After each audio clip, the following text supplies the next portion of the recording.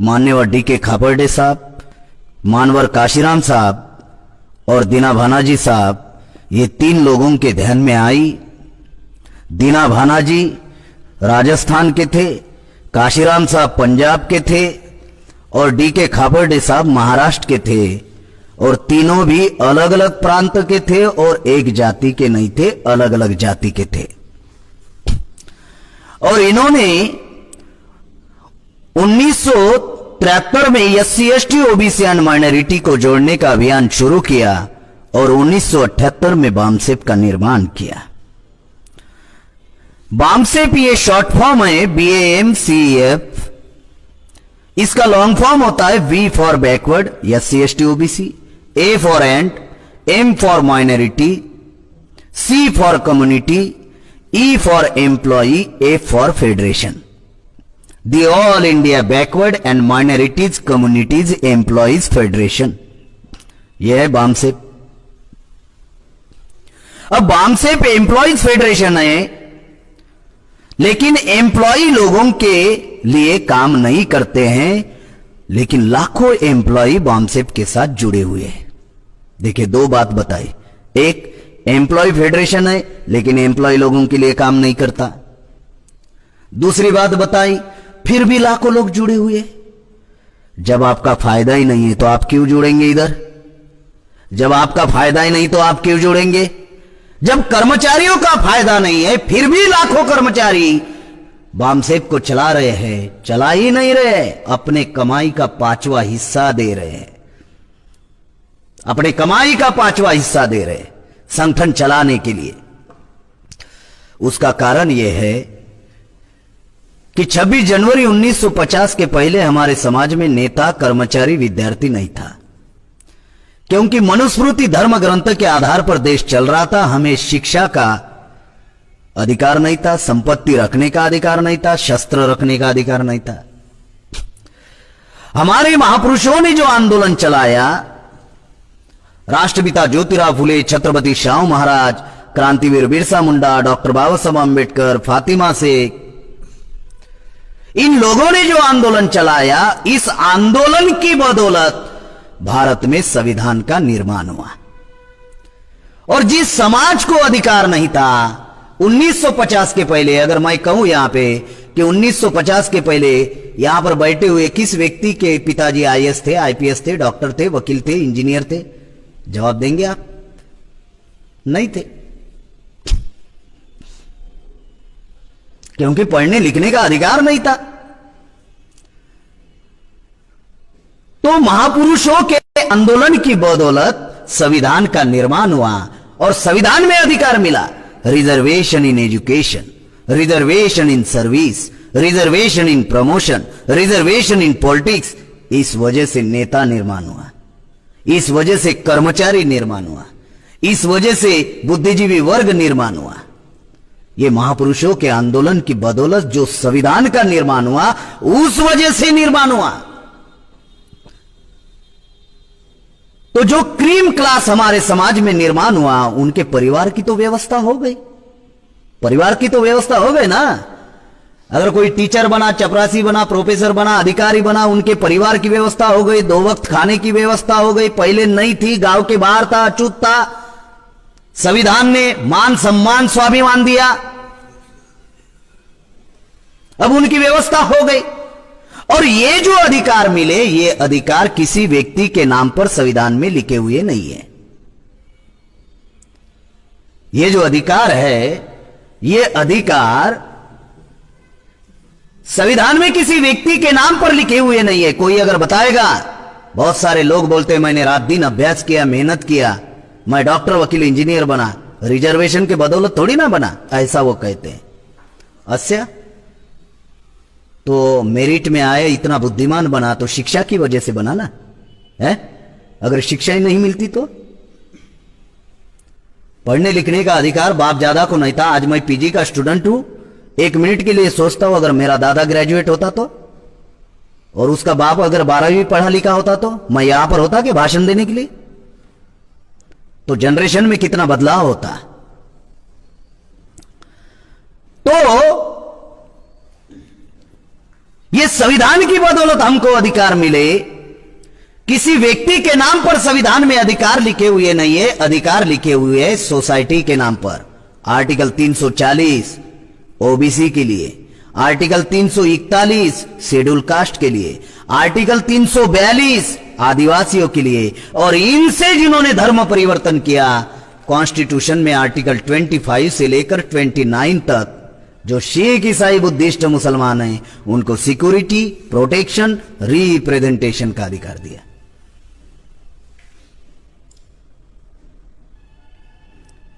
बहुत जो महत्वपूर्ण बात बता रहा हूं उसको समझना बहुत जरूरी है। बाइबल एक डिसिप्लिन है, कुरान एक डिसिप्लिन है, लेकिन देश संविधान पर चल रहा है। यह बात हम लोगों ने भूलनी नहीं चाहिए। एक डिसिप्लिन है, धर्म एक जीने का साधन है, इंसान के लिए अनुशासन है कि समाज व्यवस्था में, क्योंकि हम पत्थर नहीं है, जानवर नहीं है, इंसान है, तो इंसान को किस प्रकार से समाज व्यवस्था में जीना है उसका वो रूल एंड रेगुलेशन है। लेकिन जो देश चल रहा है वो देश तो कॉन्स्टिट्यूशन के आधार पर चल रहा है ना, इसको हम लोगों ने भूलना नहीं चाहिए। किसी धर्म को हम मान सकते हैं, किसी धर्म का पालन हम कर सकते, उसका अनुशासन हम लोग फॉलो कर सकते हैं। साथियों, जो बात आपको बताने का मैं प्रयास कर रहा हूं कि यह कर्मचारियों का संगठन है, लेकिन कर्मचारियों के लिए यह काम नहीं करता। लेकिन लाखों कर्मचारी जुड़े हुए हैं। वो इसलिए जुड़े हुए हैं क्योंकि बामसेफ उन कर्मचारियों में रियलाइजेशन, एहसास निर्माण करता है कि ये जो शिक्षा मिली, ये जो नौकरी मिली, बुद्धिमान हो इस वजह से नहीं मिली, समाज के नाम पर मिली। जब नौकरी पर लगे तो सर्टिफिकेट जोड़े ना, सोसाइटी के सर्टिफिकेट जोड़े ना। अगर बुद्धिमान हो, मेरिट में आए हो तो सर्टिफिकेट क्यों जोड़ते हो? ऐसे ही लग जाओ, जोड़ना पड़ता है। तो ये सोसाइटी के नाम पर अधिकार मिले। अगर समाज के नाम पर अगर शिक्षा, नौकरी, संपत्ति, ये सब कुछ अगर मिला है तो फिर समाज को पे बैक होना चाहिए। इसलिए पे बैक टू सोसाइटी, जिनमें यह एहसास होता है कि मुझे समाज के नाम पर यह सब कुछ मिला, मुझे महापुरुषों के आंदोलन की वजह से सब कुछ मिला, जिस वजह से मेरा परिवार चल रहा है, ये जिनमें एहसास होता है वो लोग अपने कमाई का कुछ हिस्सा बामसेफ में देते हैं। इसीलिए बामसेफ में कर्मचारी काम करते हैं। ये उसका कारण है कि जो कुछ भी मिला महापुरुषों के आंदोलन की वजह से मिला, संविधान की वजह से मिला। उस अधिकारियों को बचाकर रखना हमारा काम है। इस वजह से वो लोग जो है बामसेफ को मदद करते, सपोर्ट करते हैं, क्योंकि कर्मचारी के परिवार का बंदोबस्त हो गया। लेकिन करोड़ों लोग ऐसे हैं, करोड़ों मजलूम ऐसे हैं जो आज भी 2 वक्त के खाने के लिए परेशान हैं। भारत में 83 करोड़ लोगों की दिन की इनकम 6 से 20 रुपया है। 83 करोड़ लोग ग्राम पंचायत का चुनाव नहीं लड़ सकते, उसकी अनामत रकम नहीं भर सकते। चुनाव प्रक्रिया से बेदखल कर दिया 83 करोड़ लोगों को। तो इसलिए इस देश में ये व्यवस्था चल रही है। साथियों, बामसेफ 1978 में निर्माण हुआ, तब एक ही बामसेफ के पूर्णकालीन प्रचारक थे मानवर काशीराम साहब। और जब 1984 में मानवर काशीराम साहब ने बसपा बनाई, तब बामसेफ सिर्फ 13 राज्य और 140 जिलों का संगठन था। 13 राज्य और 140 जिलों का संगठन था। अब बामसेफ एम्प्लॉय फेडरेशन है। एम्प्लॉयियों को सिविल कंडक्ट रूल लागू है, और सिविल कंडक्ट रूल के अनुसार जो कर्मचारी होता है वो कर्मचारी किसी पॉलिटिकली पार्टी का प्रचार नहीं कर सकता। बंगाल में ये रूल बना या टीचरों के लिए, लेकिन कॉन्स्टिट्यूशन में ऐसा कोई रूल नहीं है। कॉन्स्टिट्यूशन में सिविल कंडक्ट रूल में किसी भी पॉलिटिकली पार्टी के बैनर तले कोई कर्मचारी प्रचार नहीं कर सकता। तो इसलिए बामसेफ जो है ये नॉन पॉलिटिकली है, नॉन रिलीजियस है, किसी धर्म का प्रचार नहीं करता और नॉन एजिटेशनल है, संघर्ष नहीं कर सकता। साथियों, जब काशीराम साहब ने बसपा बनाई तो बसपा पॉलिटिकली पार्टी थी, इस वजह से उनका और बामसेप का कोई संबंध नहीं था 84 के बाद में।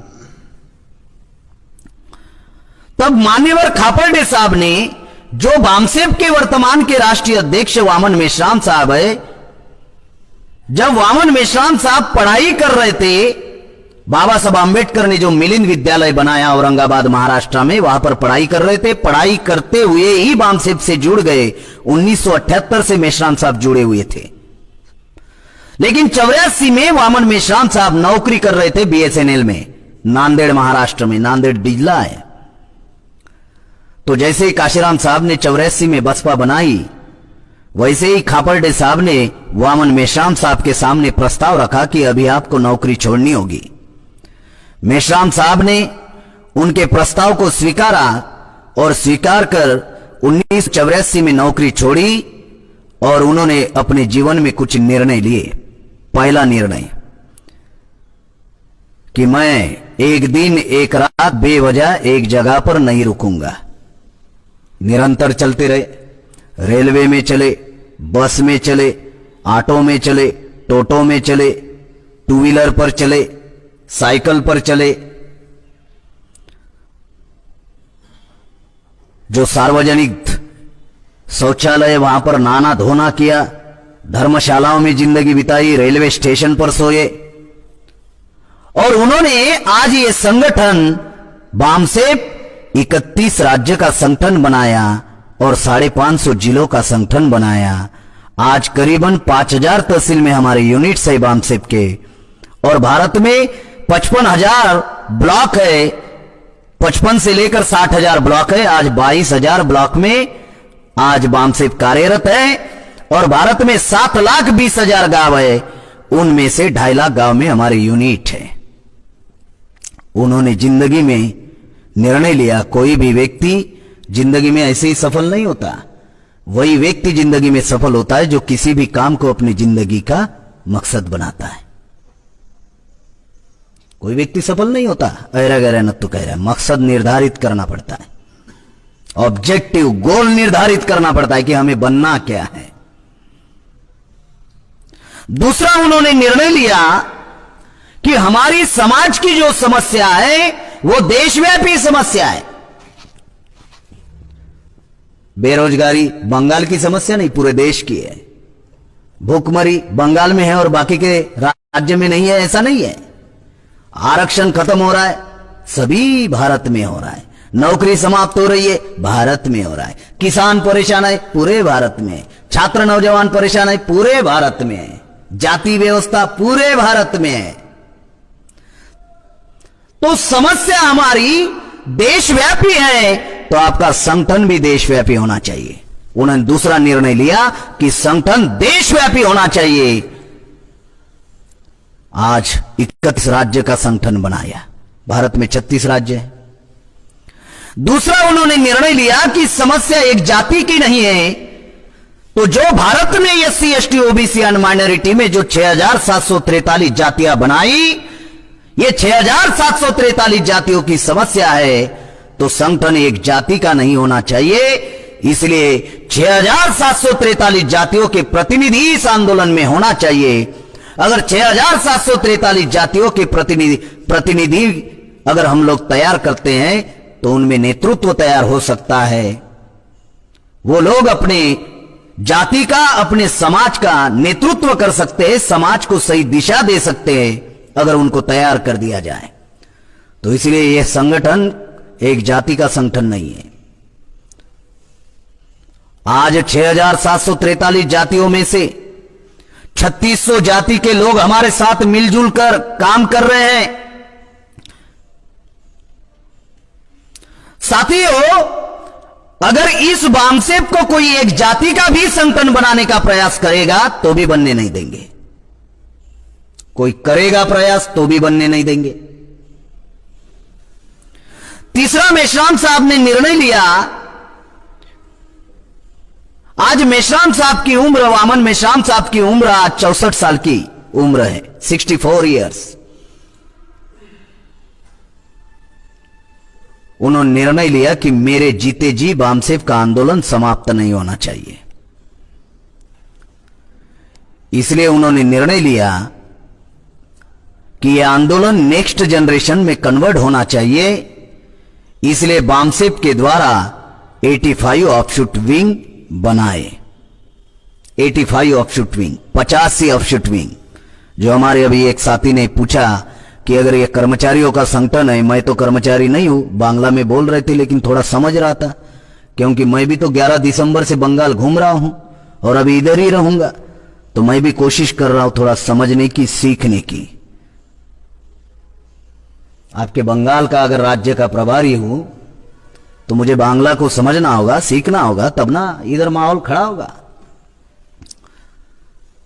तो बामसेफ कर्मचारियों का संगठन है, तो मैं नॉन एम्प्लॉय हूं, मैं बामसेफ में कैसे काम कर सकता हूं? इसका भी समस्या का समाधान बामसेफ ने किया और आंदोलन को नेक्स्ट जनरेशन में कन्वर्ट करने के लिए हम लोगों ने 85 ऑफशूट विंग बनाई। उसमें विद्यार्थी युवा बेरोजगार मोर्चा के संगठन है, राष्ट्रीय किसान मोर्चा है, महिलाओं का संगठन है, राष्ट्रीय मूल निवासी महिला संघ, डॉक्टरों का संगठन बनाया, Indian medical professional association, engineer लोगों का संगठन बनाया, इंडियन इंजीनियर्स प्रोफेशनल एसोसिएशन, जो सिख, ईसाई, बुद्धिस्ट, मुसलमान है, जैन है, लिंगायत है, इनको जोड़ने के लिए संगठन बनाया, राष्ट्रीय माइनॉरिटी मोर्चा। फिर इसके अंतर्गत 6 संगठन कार्यरत है, राष्ट्रीय मुस्लिम मोर्चा, राष्ट्रीय क्रिश्चियन मोर्चा, राष्ट्रीय जैन मोर्चा, बुद्धिस्ट इंटरनेशनल नेटवर्क।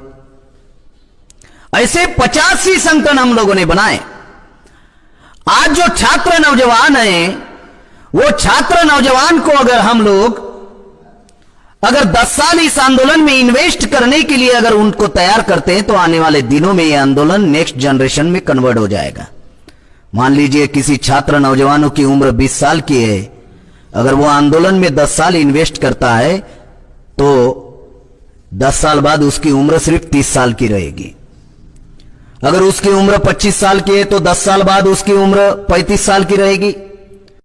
अगर उनकी उम्र 30 साल की है, अगर उसने 10 साल इस आंदोलन में लगाए तो ज्यादा से ज्यादा 40 साल की उम्र रहेंगी। 10 साल का मामला है।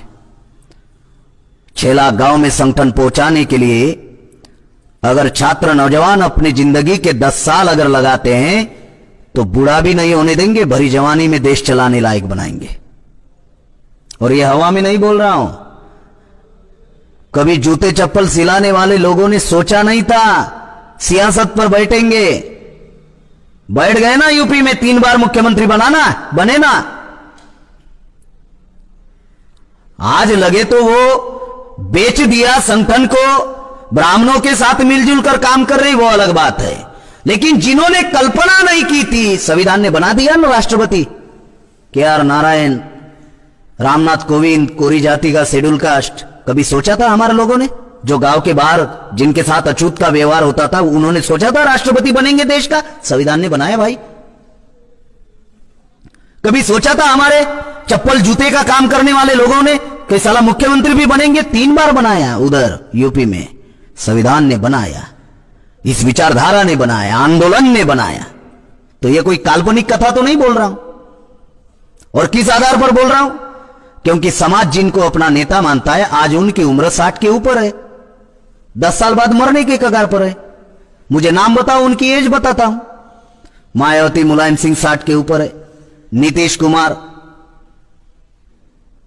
और जीताराम मांझी, लालू प्रसाद यादव 60 के ऊपर है, रामविलास जी तो चले गए। उधर शिबू सोरेन झारखंड लगा हुआ है, शिबू सोरेन, अर्जुन मुंडा 60 के ऊपर है। ओडिशा में जाओ, नवीननाथ पटनायक कायस्थ है, वो भी 60 के ऊपर है। उधर जाओ गुजरात में छोटू भाई वसावा, वो भी 60 के ऊपर है। महाराष्ट्र में जाओ, शरद पवार 60 के ऊपर है, रामदास अठवले, प्रकाश आंबेडकर 60 के ऊपर है। जिनको समाज अपना नेता मानता है, आज उनकी उम्र 60 के ऊपर है और ये लोग 10 साल में मरने वाले हैं। तो जब 10 साल बाद अगर ये लोग चले जाएंगे उधर, तो समाज में तो खाई निर्माण होगी ना। तो इसको पूरा कौन करेगा? ये हम ही लोगों को पूरा करना होगा। इसलिए हम लोगों ने छात्र नौजवानों के संगठन बनाए। बामसेफ कर्मचारियों का संगठन है, ये प्लान बनाने वाला ऑर्गेनाइजेशन है, एग्जीक्यूट करने वाले ऑर्गेनाइजेशन 85 है। इस देश में आंदोलन चलाने वाला ऑर्गेनाइजेशन